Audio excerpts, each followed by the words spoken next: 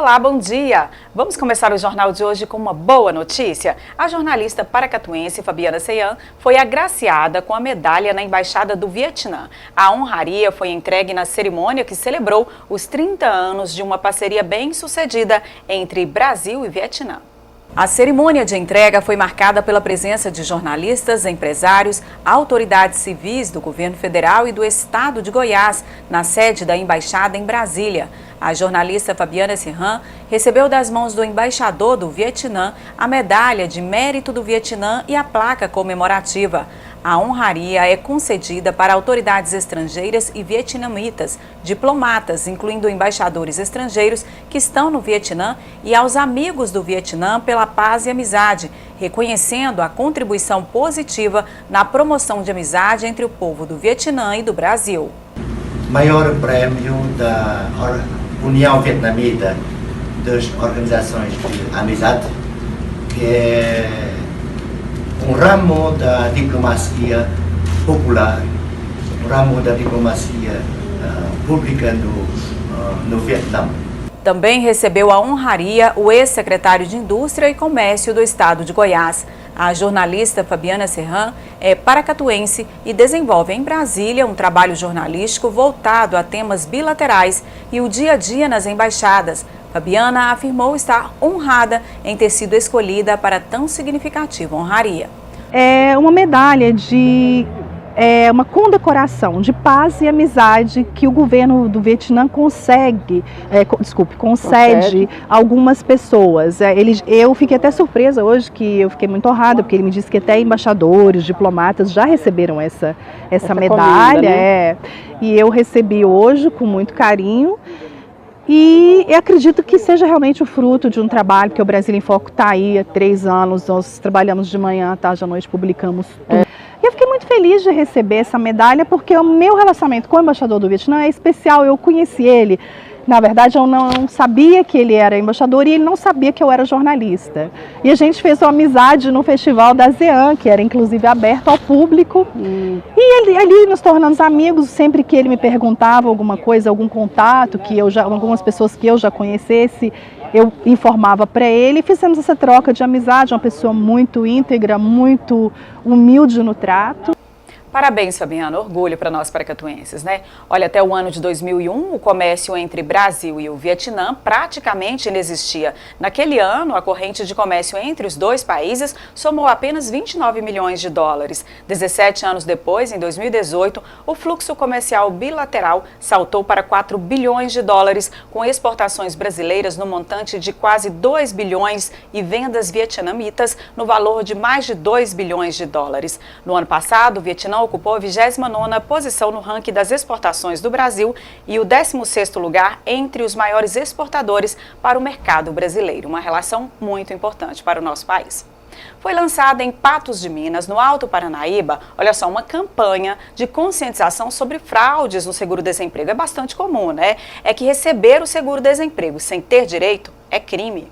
A intenção é conscientizar. A campanha realizada pelo Ministério Público Federal e pelo Ministério do Trabalho quer mostrar aos patrões e empregados que receber seguro-desemprego sem ter direito constitui crime de estelionato qualificado. O que nós percebemos no curso dos processos criminais que envolvem as fraudes contra seguro-desemprego é que muitas vezes, né, os fraudadores, empregados ou empregadores, não sabiam que aquilo era inclusive um crime. Então cometiam fraudes, né, deixando de colocar informações corretas na carteira de trabalho, ou deixando de assinar o vínculo de emprego, né, ou dando baixa em uma carteira e inserindo novo vínculo na outra e escondendo isso do Ministério do Trabalho e Emprego, recebendo indevidamente o seguro-desemprego.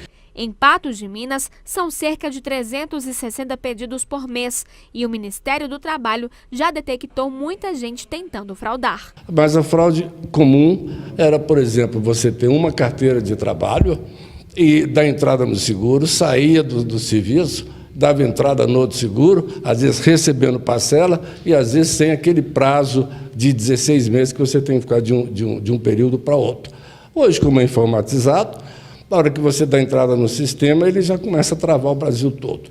A procuradora da República, Poliana Geia, explica que o trabalhador flagrado fraudando o seguro-desemprego pode sofrer consequências pesadas.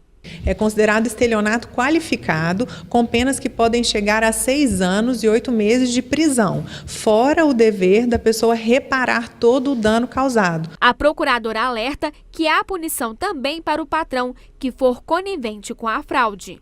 Todo e qualquer empregador que participe, junto com o empregado, da fraude ao seguro-desemprego ou omitindo informação ao poder público em documentos públicos ou perante o poder público, ou que afirme informações inverídicas, forneça informações inverídicas, ele participa da fraude e é punido tanto na esfera administrativa quanto também criminalmente. E com o avanço da tecnologia, tem ficado cada vez mais fácil detectar as fraudes. Há um processo criminal pelo MPF junto à Justiça Federal e, ao final, se condenada, poderá pegar penas de 6 anos a 8 meses de prisão e ainda ser obrigada a devolver tudo o que recebeu indevidamente com correção monetária e juros.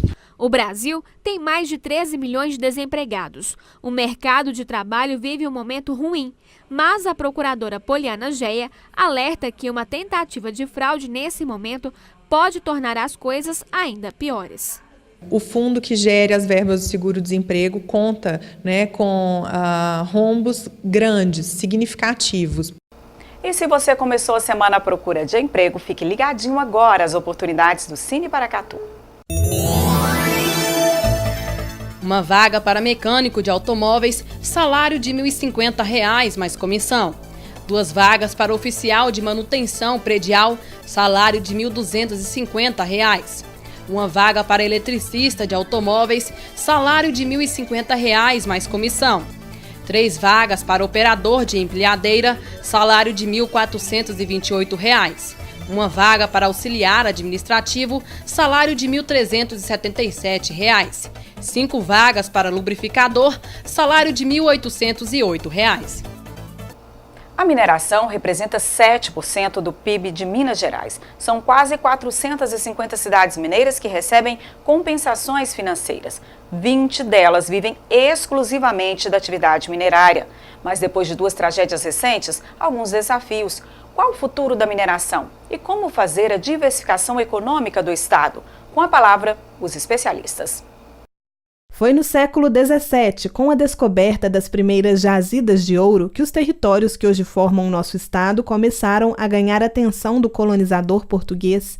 Em pouco tempo, nos tornamos Minas Gerais. A mineração virou nome, identidade e se fortaleceu como nossa principal atividade econômica.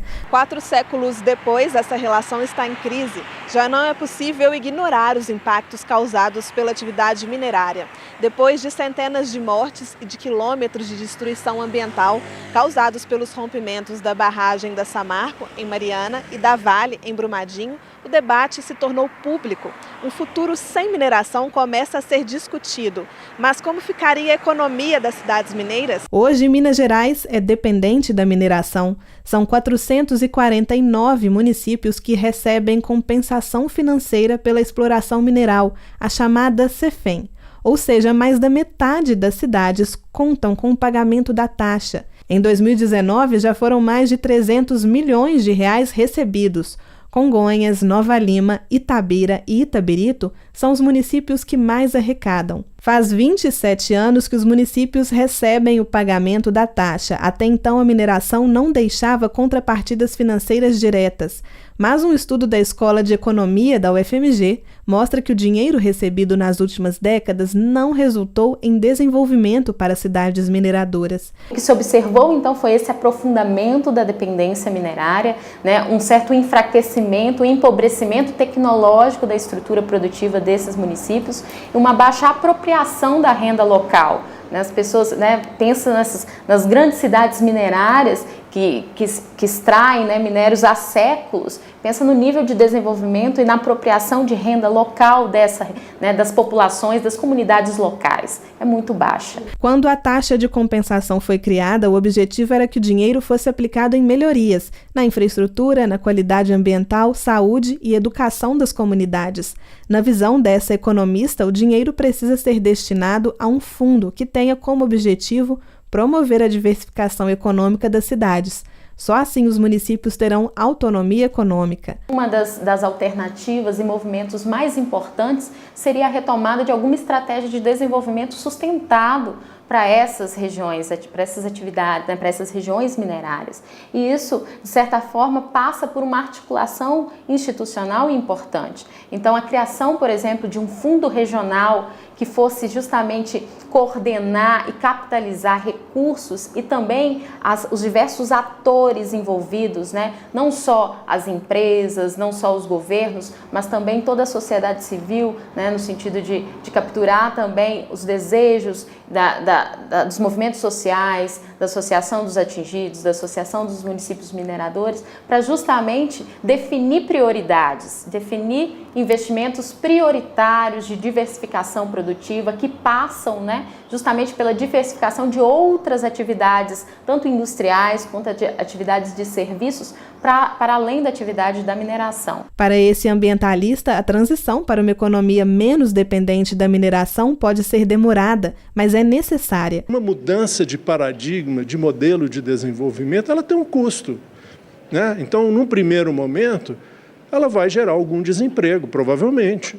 Mas no médio prazo, outras formas de atividade vão entrar, mais contínuas, mais sustentáveis, e o nosso território vai ser mais saudável. Então, agora, tem que ter uma redução da atividade paulatina e a preservação daqueles lugares que não foram destruídos.